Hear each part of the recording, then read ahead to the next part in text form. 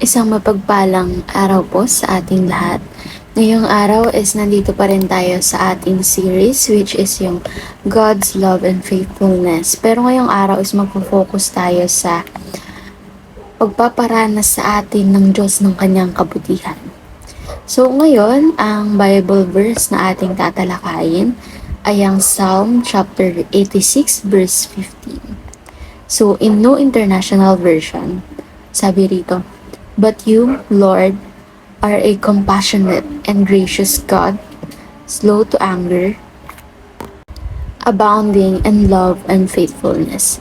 So in Tagalog translation naman or ang Biblia 2001, "Ngunit ikaw, O Panginoon, ay Diyos na mahabagin at mapagbiyaya, banayad sa pagkagalit at sa tapat na pag-ibig at katapatan ay sagana." So, ito nga yung diba? This is how we experience God's grace. Yung Diyos na mahabagin at mapagbiyaya, bihira at hindi siya ganon magalit katulad natin mga tao. Yung tapat na pag-ibig niya at katapatan niya sa atin ay sagana. So, when we are always asked kung sino ba si God, ano ba ang character ni God, ito yung pinaka-proper na isasagot natin. Kumbaga, itong Bible verse na ito yung tumpak na sagot kung sino ba si God, kung ano ba ang characteristics ni God. So, ngayon naman, para mas maintindihan pa natin or magkaroon tayo ng supporting details about this Bible verse, is proceed tayo sa ating teaching. Number 1, prayer should contain worship and adoration. So, dapat kapag nagpe-pray tayo, di ba nabanggit na sa devotion last time na it should be complete and alam dapat natin yung main process. Kung ano yung mga dapat na nakalagay dun sa prayer mo. Kasi aside from you need to be specific, kailangan din pala may worship and adoration yung prayer mo. Worship yung katulad ng weekly naming ginagawa, yung wino-worship mo si God, kinakantahan mo siya. Kumbaga binubuhos mo yung emotions at yung mga gusto mong sabihin sa Kanya through worship or through songs. And adoration meaning, ina-adore mo siya. Kumbaga, namamangha ka sa Kanya and you express it to Him, diba? Through that prayer. So, sabi rito, prayer should contain worship and adoration. Number 2, God's character is unchanging. So, gaya nga kagabi, yung character niya is constant, hindi nagbabago. Kasi tayo lang naman mga tao yung nagbabago. And dahil nga, siya yung God, the creator natin, yung character niya is hindi nagbabago. And never din siyang nakagawa ng kasalanan. Yung mga character na nabanggit kanina sa Bible verse na yun, ayun yung mga tinutukoy na hindi nagbabago. Yung mga positive traits na yun. Kasi wala naman siyang negative trait, diba? So, God's character is unchanging. Number 3, Christian life means experiencing God's character. So, dito naniniwala talaga ako. Kasi nga, diba sabi, bilang Kristiyano, you need to live with God's ways.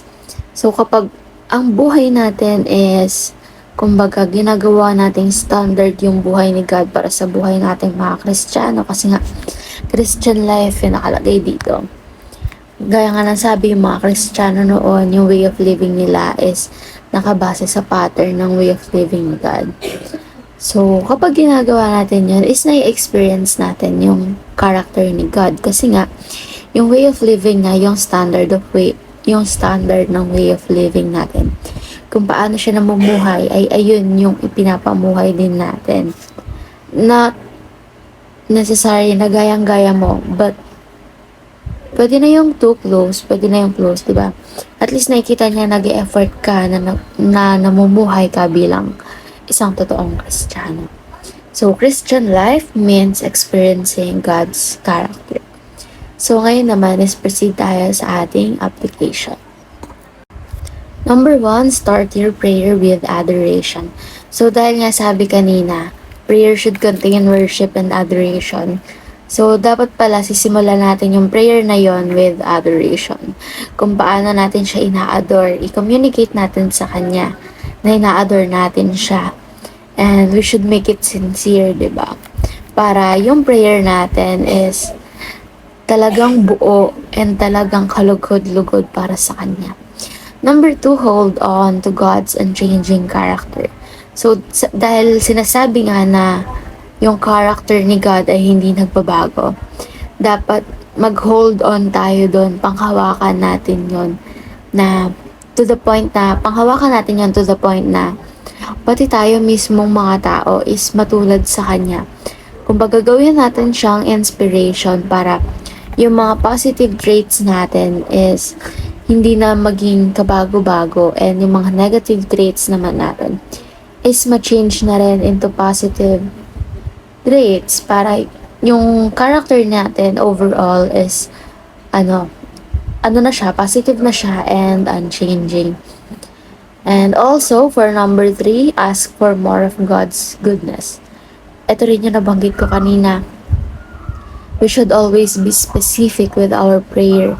Kung gusto mo humingi ng guidance niya, ayun yung sabihin mo.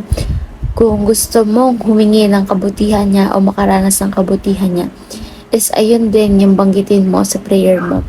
Kasi hindi naman siya manghuhula eh. Although, alam na niya even before you pray. Siyempre, gusto niya rin yung kumakausap ka sa kanya. Kaya nga tayo nagpe-pray, di ba? So, we should ask more of God's goodness. Kasi lahat naman ng yan ibibigay niya sa'yo. Kapag alam na niya